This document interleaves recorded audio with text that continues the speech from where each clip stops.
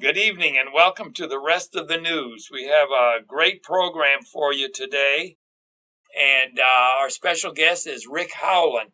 And Rick is running for state representative, aren't you? Yeah, in the 42nd Legislative District. 42nd? 42nd Legislative District here in Kentucky. Looking forward to replacing the incumbent. And I won't call his name because I don't want to give him any more publicity than he already has. But I think you'd be a much better. Oh, I think I'd be a much better state rep as well. You know, number one, I'd be a citizen legislator. Yeah, I would not have been there long enough to be anybody to infer that I am a career politician. And actually, even if I stayed there for a while, you know, I'm serious, man. I'm tired of the establishment way of doing things. You know, the elitist way of doing things, and they wouldn't have me as part of their numbers. So even if the Lord got me in there and kept me there for 20 years, they don't like me. You know, I'm not kind of so. But trust me, I want to play with my grandchildren, my great grandchildren. I have no desire. You want America to be here, but I want America to exist after November. I want my great grandbaby to grow up being able to play, go to school, and if she says something that if she wants to pray over her food, or if her teacher wants to simply set her Bible on her desk to read in her off hour, I don't want my daughter to be subject to a school system that would attack that teacher. Right. I mean, there's a myriad of things that our culture has deteriorated to. That I want my great grandbabies and my great great grandbabies to enjoy that I enjoyed. Even during Jim Crow, you know, there were African Americans who testified that when they went to other countries thinking that they were going to find something better, they were glad to get back home to Jim Crow as a really. Now, don't get me wrong. Now, I'm not saying Jim Crow was no cakewalk. Yeah. You have certain constitutional protections that if you could get the right people to help you, you could survive with under Jim Crow. Apartheid was not that way in South Africa. Freedom of speech does not exist in England. People don't know that. They don't have any. There's nothing in their constitution. In their constitution about you having the ability to say anything you want to say.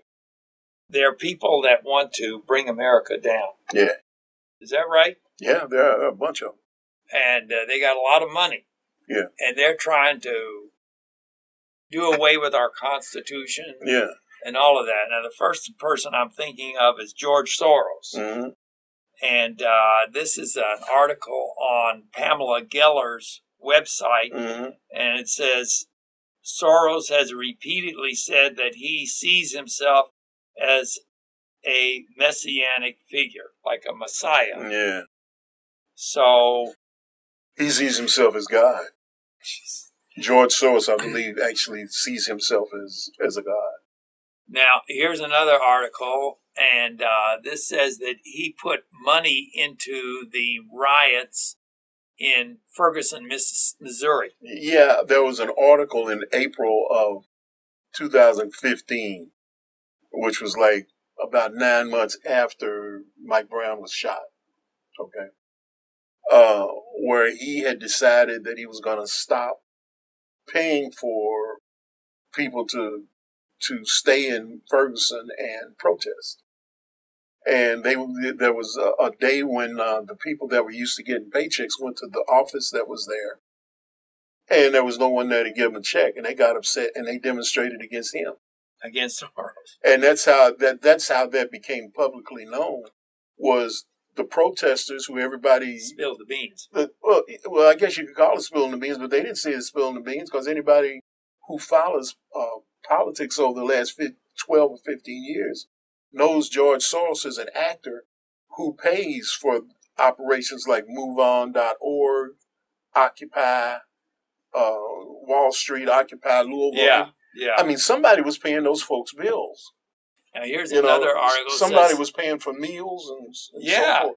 all of that was going on. And in Ferguson, in that article when that came out in Ferguson, the figure was $32 million. He had spent $32 million paying people to go to Ferguson to protest and demonstrate. Now here it says he also got involved in the Baltimore demonstration. Yeah, he pays people to go everywhere.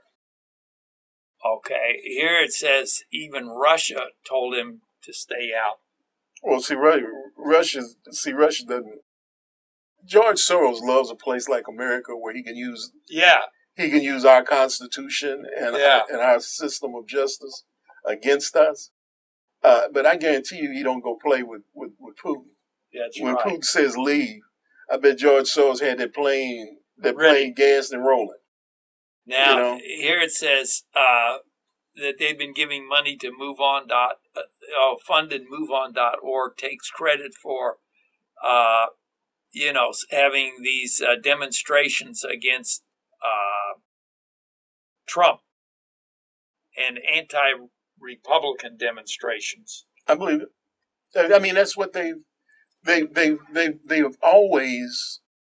The first time I remember paying attention to the name George Soros was in 2004 when he was promising to spend $100 million to defeat George Bush. Mm-hmm. And he was spending that money actively through PACs to influence the campaign against Republicans. Yeah. So, I mean, he's always done that. That's not even hard to believe. But I don't think the media brings that out too much, that Soros is... They only want to talk about the Koch brothers because the Koch brothers are generally pretty conservative guys. Yeah. All right. It says Soros-funded group promises even more anti-Trump protests. Sure. They're going to have more. They say they're going to Cleveland and try to shut that Republican convention down. Ain't that something? They really got some illusions of grandeur. Maybe they can. I don't know. I don't know. We'll see. We'll see. But I know I was reading on Facebook, and Facebook is not a dependable news source all the time. Yeah. But I ran across a meme. It was a story from a supposedly dependable news source that the new Black Panther Party plans on attending in Cleveland and plans on going armed, a la the old style Black Panther Party with where they would go with weapons. Now that doesn't bother me because if they're Americans, I believe in the Second Amendment. And when they made your gun, they didn't stop. That's right. They kept making guns. So everybody, having a gun is no big deal in America. In fact, it's your right to have one. So if they do that, fine. That's what a lot of people don't understand about the original Black Panther Party. The original Black Panther Party's reputation was completely destroyed because they were thought in their original form to be so dangerous to the power structure because they were holding law enforcement to a standard in the black community of the Constitution. And if you're able to ever do any research and go back and study the early days of the party in Oakland, California, they got in trouble because they were arguing with the police over this, that, and the other. But if you actually read what they were writing and what they were saying when they were arguing, they were reading the Constitution to the police officers about what they could and couldn't do, And they answered the questions that they were supposed to answer, but when they wanted to know about their mama, their daddy, they said, I don't have to answer you any questions, about my mother or my father. Where do you live? Where's your daddy work? All that type of thing, which is what they used to do to. You could be walking down the street and doing nothing. And so they would call these things, they would read the Constitution. And they didn't, but those were different times. But, and so conservatives of the day have an opinion of the original Black Panther Party that is very negative because of how things deteriorated over about a 10 or 12 year period. There was a lot of stuff going on that we don't have time here to discuss. But here it says that group of Black Panthers is not the new Black Panther. Yeah. New Black Panther Party is a whole different animal. Now it says George Soros gave money to Black Lives Matter. Yeah, they probably did. It doesn't. I mean, Yeah. they travel an awful lot. Now here it They says, travel an awful lot. Somebody's got to pay those bills. Somebody buys yeah, airplane tickets and bus tickets, and somebody pays somebody for the time to go somewhere and stay for weeks on end, food and lodging and all that. So people can't just go and live under a bridge. Right, somebody's right. paying bills. They got children to support. They got wives. They have husbands. They have obligations at home, I suppose. And somebody pays those bills while they're traveling. Now here it says DeRay McKesson, who is one of the leaders. Yeah, he's supposed to be. They blame that on they put that on him, or he is now taking over. I don't know what it means. My understanding of Black Lives Matter is it was founded by 3 women whose sons had been killed by police, and I don't think in its beginning I don't think it was radical. I think Trayvon Martin's mother may have been one of them, and she's never impressed me as being a radical woman. She was pretty even-handed, even though her son was hounded until he decided that he was going to fight. I appreciate the fact George Zimmerman got himself beat up, and I can understand the law saying that he had a right to defend himself once he started getting beat up. But he had no business accosting that child.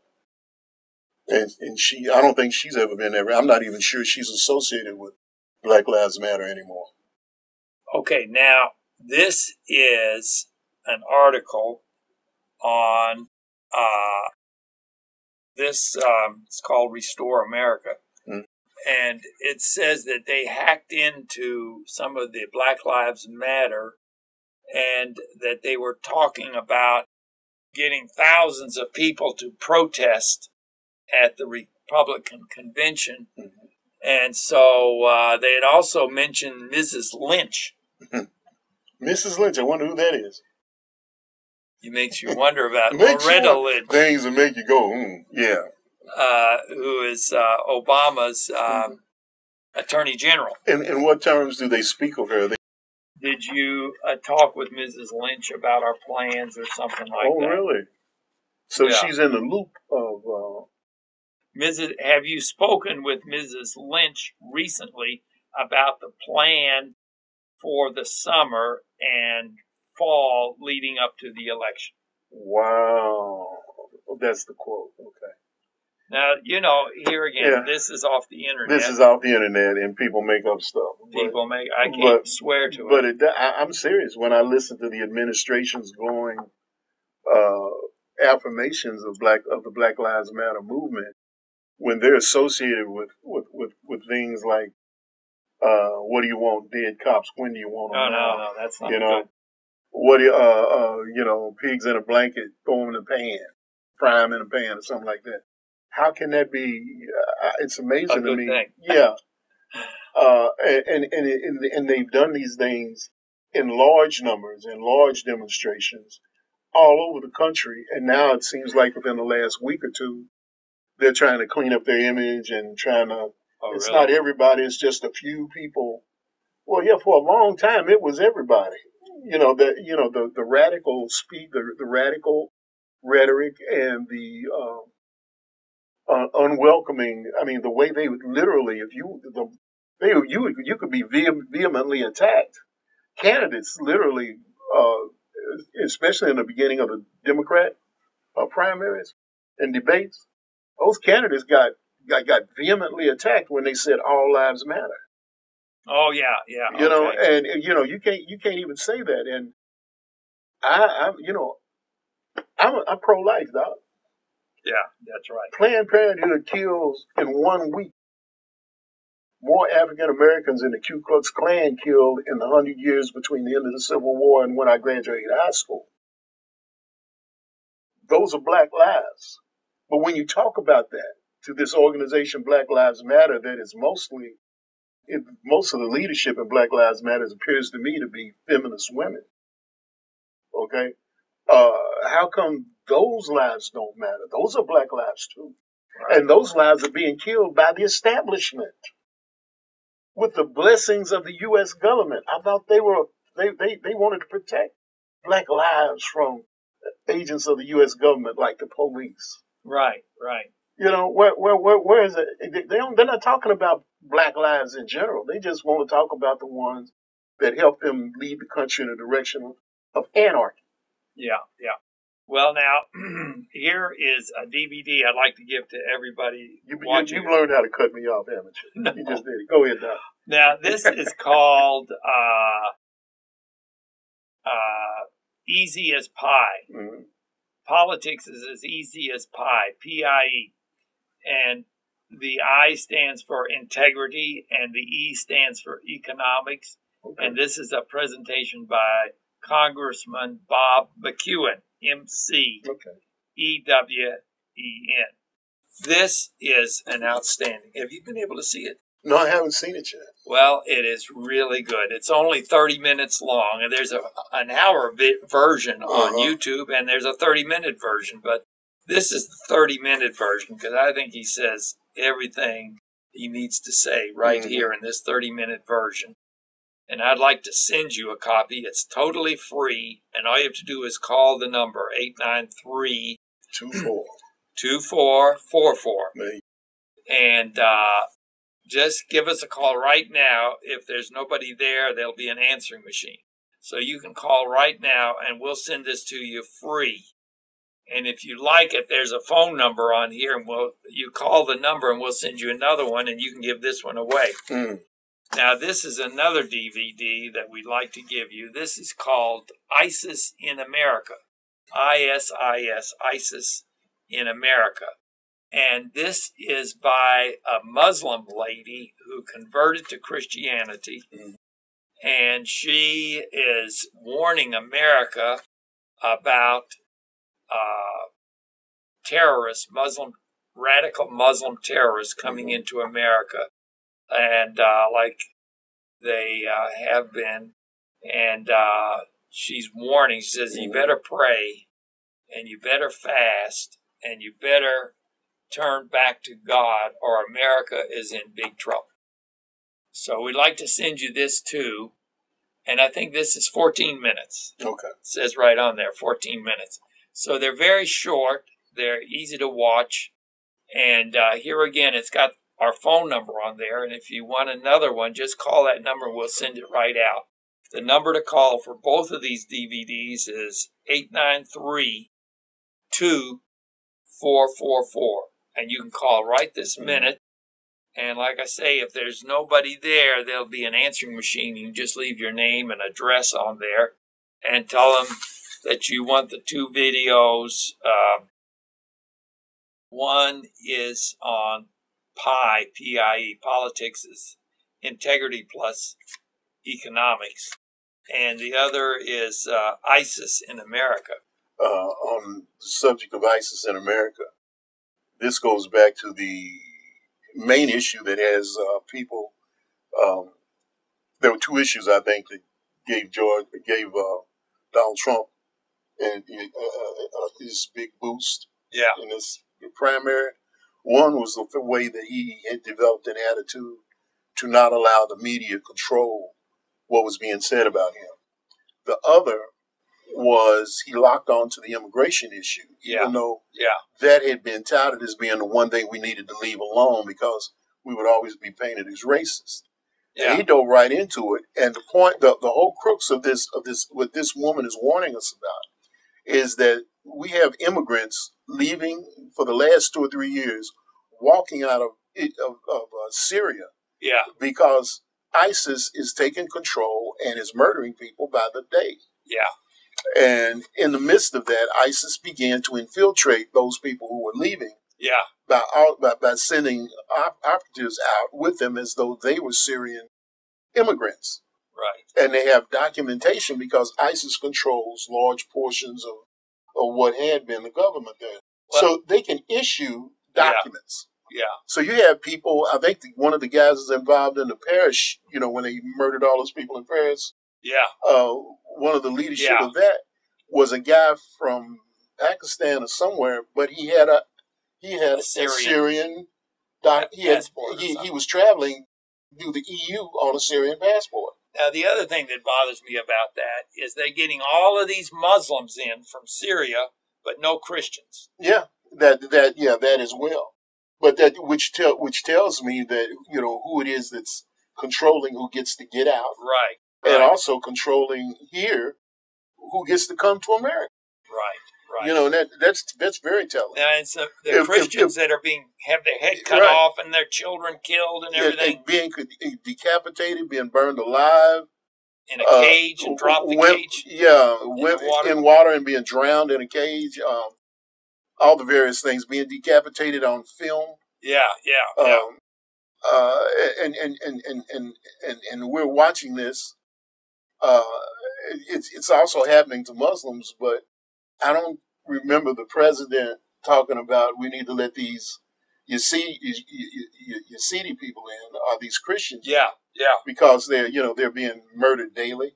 He's interested in bringing over people that he cannot vet. I don't care whether he says he can vet it or not. You can't go to Syria now and figure out who anybody is. Well, like you say, they got false papers. They can have false papers. Now, the other thing is, as you know, they wouldn't be false papers. They would be, because they control part of Syria. They can literally issue Syrian documents.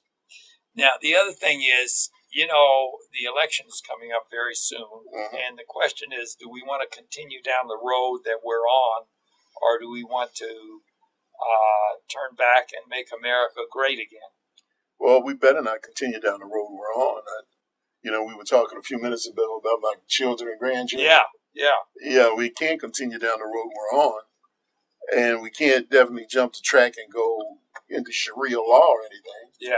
We have to we have to fight to eschew those things, and we have to struggle as politically for as long as we possibly can. To save our country. Now, to save respect and reestablish respect for our Constitution. Which means that if we are able to be successful, that means we're going to have to be really, really involved. Not just involved. We're going to have to be truthful about following the Constitution. We got to stop playing with it. Well, the other side played with it. Well, we start going. We start running things constitutionally. And if it doesn't seem like it's the right thing to do, then we propose an amendment, and we stop living by court decision, because conservatives and Republicans have done the same thing liberals have. Over the last 40 or 50 years, we've started trying to use the courts to get what we want. Now, we have a yard sign, and we have a bumper sticker. Call 893-2444. And we will tell you how you can get one. Let's put it that way. We may, it costs more to send them through the mail sometimes than it does to make them. But anyway, if you call us, we'll tell you how to get them. We also give you these two DVDs, and the number again is 893-2444.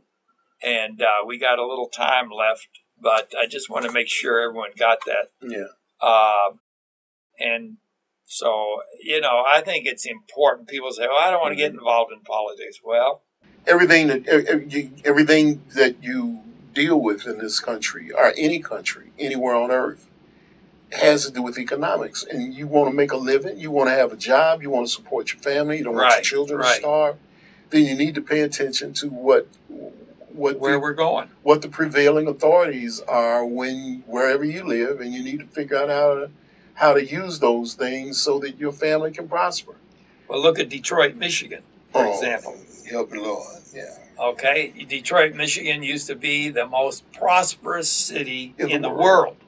And that's in this video right here by Congressman McEwen. It was in the 1950s, I think it was recognized as being the most prosperous place to live in the whole world. That beat New York City, LA, everywhere.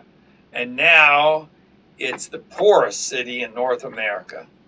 And they raised the taxes so much that no one could pay their property tax, and they just packed up and moved out. And the various taxes that they laid on business ran business out. You know, I sometimes see people and they say, well, I don't want to put a bumper sticker on my car. And I say, well, if you got a car, if you don't, then you may not have your car if the wrong people get in office. If Hillary stays in, your car can become illegal overnight. Just like you remember, and people don't think about what happened when we did the buyback. What was it? Cash for Clunkers? Yeah. You remember? Yeah. People don't think about after Cash for Clunkers went in, the used car business, there was an uptick in the cost of vehicles. Oh, yeah. In the used car business, because there was a huge number of vehicles that disappeared from being available to be sold. Yeah. Yeah. You know, and some of those vehicles were the kind of vehicles that when my boys were young and my daughters were young, when they wanted a car, when they got 16 years old, I wasn't rich. I was going to find an old hoopty, and I was going to spend a few bucks to get it up and get it running. I wasn't concerned about it being the prettiest of them. I just wanted to run well and be safe for them to ride around in. I was not interested in the boys being, in it being such a good-looking car that all the girls would want to ride. Right. Because that's how you end up with grandchildren before their 17th birthday. You understand? Yeah. And the same with the girls. Yeah. Those were the kind of cars I was looking for. And when literally that jumped into my mind, what are mothers and fathers going to do right now? Listen, we're all out of time. Don't forget to call for these videos and the bumper stickers and the yard sign, 893-2444. God bless you, and tune in again next week for the rest of the news. Thanks for having me, Doc. Thank you. سورة وأنا مير لك بخاز شو سورة جو العراق قتل خله ومن دي بش كبيرة ديخ سورة بدكم لين كفار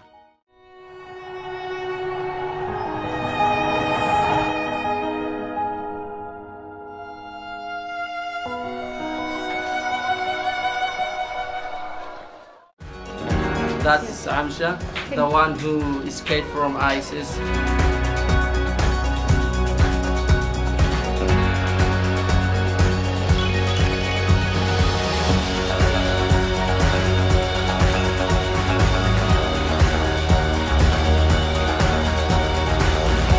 I'm just so excited that God wanted to bring me here and use me in this. Like I just can't believe it.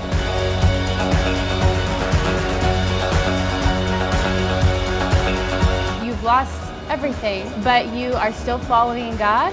You have not lost your faith. Thank you for being strong, and I love you.